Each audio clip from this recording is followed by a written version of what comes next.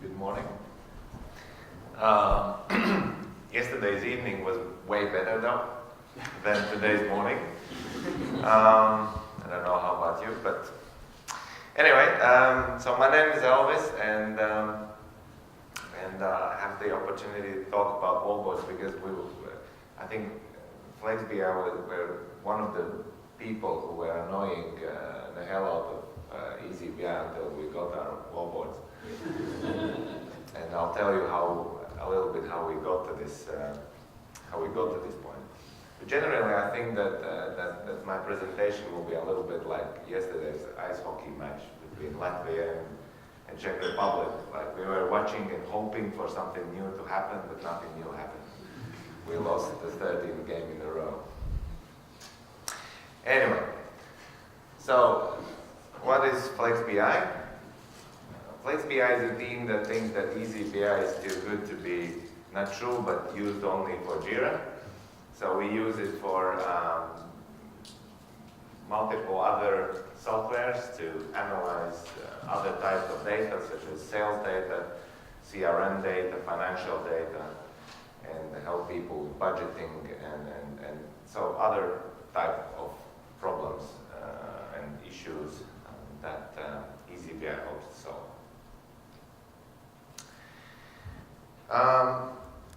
So how did we come then to Wallboards? Well, Wallboard, what essentially it is an advertisement. And our customers are mostly actually CEOs, and so they want to use Flex.bi for advertising. They want to advertise how good they are doing or how bad we are doing. It depends on CEO, right? And so on. So this is how we got to Wallboards, or the need for them is that our customers wanted to advertise something for their team.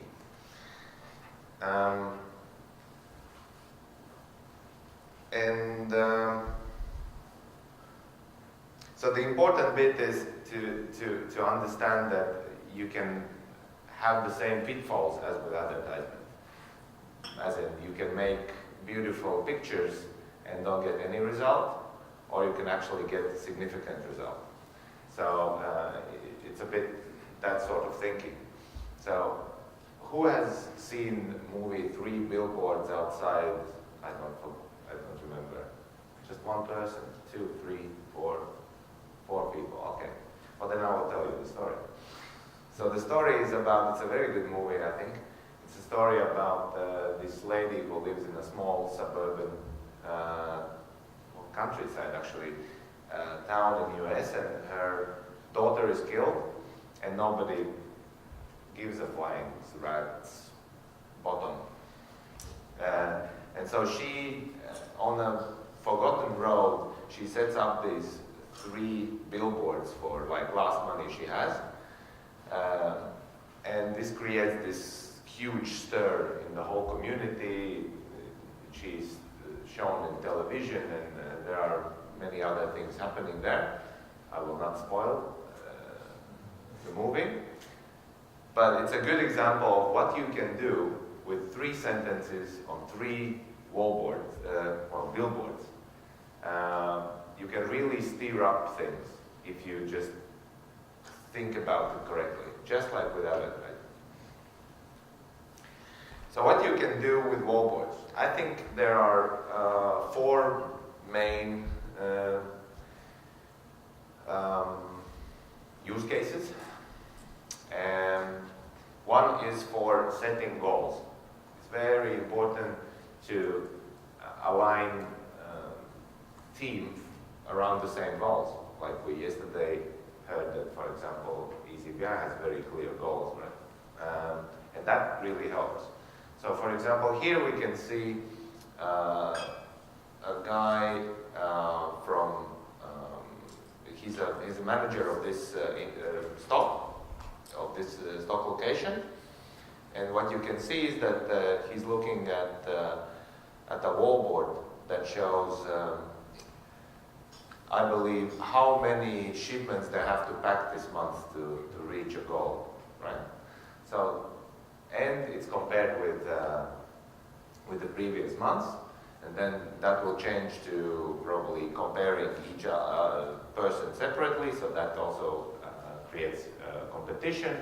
And so every day they are reminded about their goals. Just 3-4 slides changing, and everyone is on the same page on what is the most important bit. In a visual, very quickly to grasp way. So as Janus said, we can process information, visual information around us very quickly. And so we don't even have to see the image or the graph. Even with our peripheral, what is it? Sight, yeah, we will just notice it, right? Moving it. We will very likely notice, oh, okay, something's different, right? Or something's changed, or everything is fine actually. So keep that in mind. And so the very similar thing to do is to use it for competitions. Now competitions are a bit tricky because if you use them a bit too much, then you can be seen, or rather the manager or whoever can be seen a bit like a slave driver, because competitions are, they actually work, so you have to be responsible. Same like Facebook has to be responsible how addictive they make their social network, for example. So everyone who sets up a competition and uses Wallboard for that should be very, I think, responsible as well. Yeah. Because you can actually squeeze people to their limits very quickly. And then, let's say, you will do a competition this month, and next month nothing will happen. And the second obvious usage is for meetings, different kind of meetings. Stand-ups, board meetings, all hands meetings, so any kind of meeting Wallboards can be used for, and then you can adjust them, you have to adjust them for every meeting. Obviously, if it's a stand-up meeting, you probably want to mix, let's say, Jira dashboards, like a Kanban dashboard with some stats from, let's say, eazyBI. If it's a board meeting, then it will be a very different kind of overview dashboard. If it will be some kind of management meeting, it will be, let's say, comparison week to week and so on.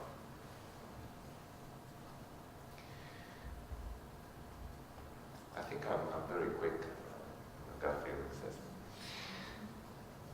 So, because those are Wallboards are advertisements, you can use tools that are meant for advertisement as well to create Wallboards. So, for example, digital signage tools, there are many, there are paid, there are free. I will show you one that I prefer.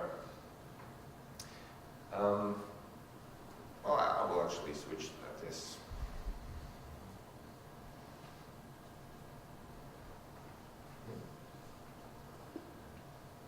So, for example, this Concerto signage is a free-to-use tool that you can install on your, I believe, Linux server, and then start to configure different screens. So if you have like a customer who, or you have on your own, let's say 20 TV screens where you can have to show specific information on each different screen, and you want to manage it in a very advanced way, then using something like a Concerto might be a good idea, so that you don't have to, for example, run around and change URL on every TV, especially when you have to enter that token with a remote, for example. That takes some time, right? So using something like that it makes sense. On the other hand, you have to cope with the level of functionality it has. And so if you have somebody that is more demanding, for example, we have this customer Rolling who uses wallboards extensively. Then we, for example, developed wallboarding solution specifically for them, where they can show different kind of content. So, for example, you can see that there's an ad to for charity, to give money for charity, and then in the middle they will throw in advertisements about, I don't know,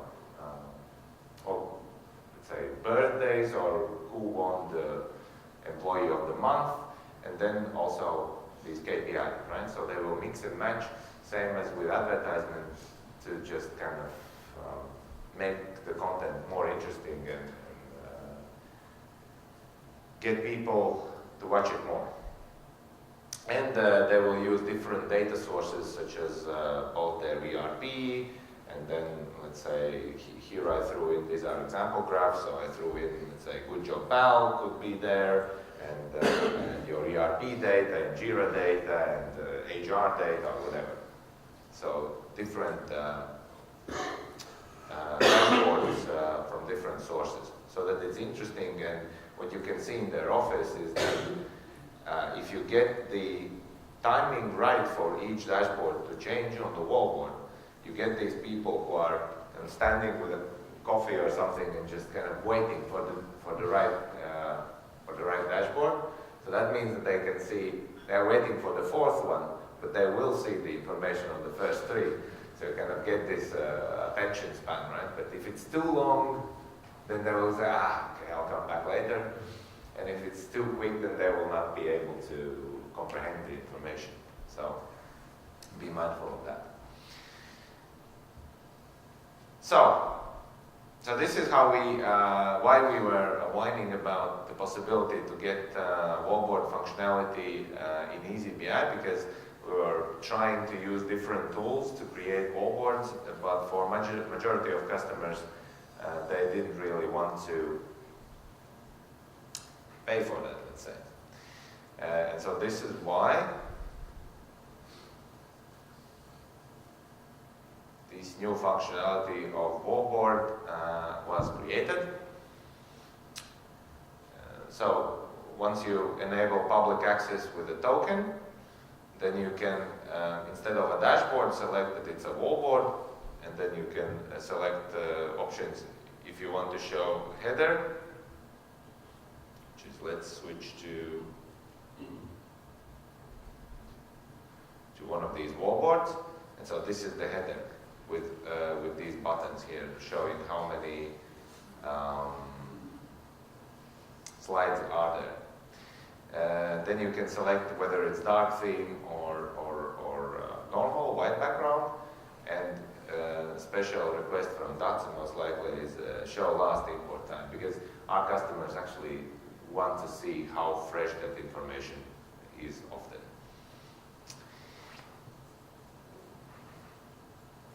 Okay, so yeah, let me refresh this.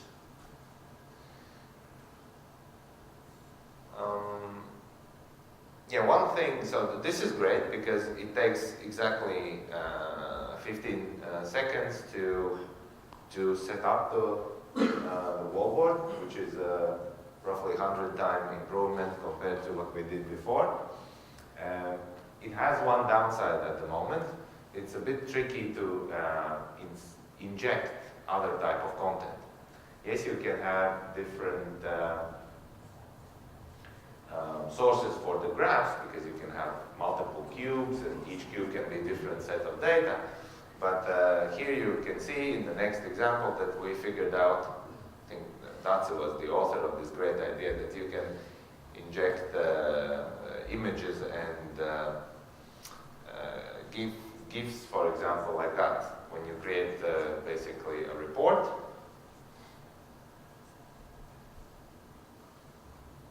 And hey, too fast. Yes, I got it. So you create a report. The report can actually be empty, because if it isn't empty, then it won't actually scale nicely in the page. So it should be empty ideally. And then you just use the description with the markup syntax. You just use web hosted somewhere image, which includes possibility to use Giphy with these nice dogs. Dogs. Now, another tip is, I think I found this out in the last year's community days. I have missed that information. Is that you can pass some parameters, well, selected pages parameters in URL. And this works also for Wallboards. So for example, you can see that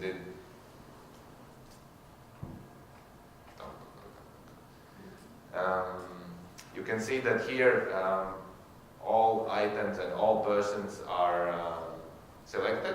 But let's say if I want to use the same Wallboard, but I want to show it, let's assume I have departments, right, for audio items and drink items and food items, and I want to show in one room, I want to show just audio products, in one room just drinks and so on. Then you can pass this parameter of audio products in URL. And so when you refresh it, then this element will be selected, because you obviously don't, ideally you don't want somebody to mess with Wallboards. You just set them up and let them work. I'm thinking whether I have other valuable examples. Yeah, so how to set up Wallboards, you can see obviously in the documentation. And I think some more examples and reasoning and so on you can find in Flex.bi blog as well. So last thing to talk about, I guess, is about mistakes. So what you don't want to do with a Wallboard is to create just madness that is just flashing around and nobody even looks at it. So be aware to not create this, what is this, Madison Square? Times Square, yeah.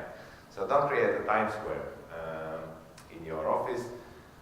Don't create too many Wallboards, don't add too much information in them. Be concise, keep one graph in one screen ideally, unless it adds context, for example, to have two graphs that allow compare information.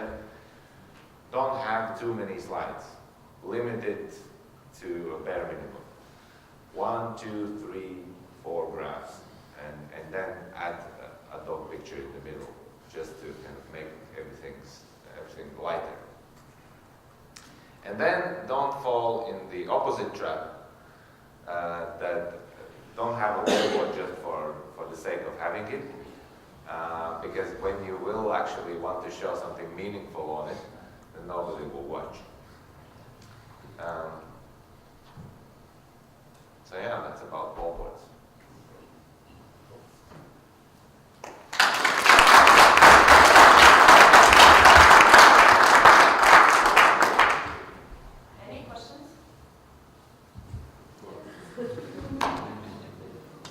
Like a jury table or something. First of all, thanks a lot. We have been using Wallboards for quite some time, but this is just another level, and I'm already imagining putting different pictures there. And you mean the dogs, right? Yeah. Especially dogs. Yeah. I'll send you the picture of those dogs later. I was wondering whether you can actually add the static images that you create yourself. Like if I want to put an advertisement about some upcoming event and I have it in my JPEG file on my desktop, can I add that into the description somehow? Only if you upload it, let's say, to Dropbox and then create a link that allows you to open it. Let's say, you have to host it somewhere. You can't add it to to your eazyBI site. So it has to be available through internet. Yeah, from the internet, yeah.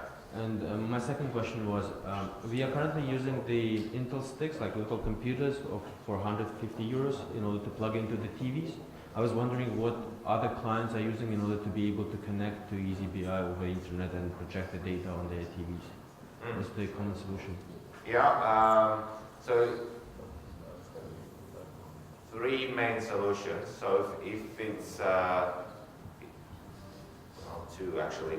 If you are using some distribution methods such as Concerto, Signage, or any other signage tool, then there are clients actually for TVs, I think, for at least some of them, like native apps basically.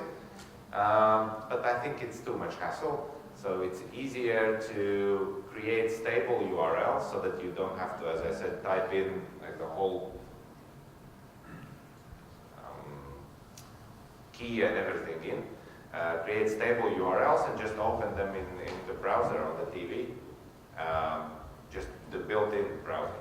And it's most of the time it's good enough. The third option is to use, that I've been using is Raspberry Pi.